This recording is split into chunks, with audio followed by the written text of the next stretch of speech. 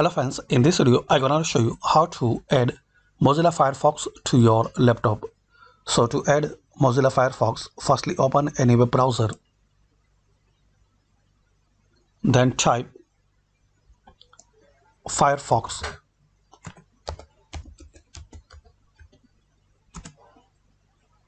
You will see in a result mozilla.org, so click on it. Now click on download. Get the browser that protects what's important. So click on download Firefox. You will see your download should be automatically.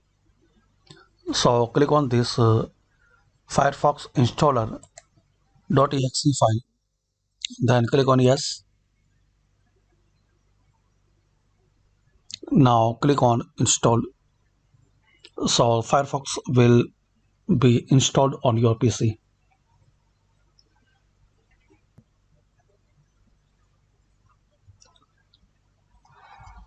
That's it. Now we can use this Mozilla Firefox on laptop or any PC. So this is friends, by this quick method we can know how to add, install and download Mozilla Firefox on laptop. Thanks for watching.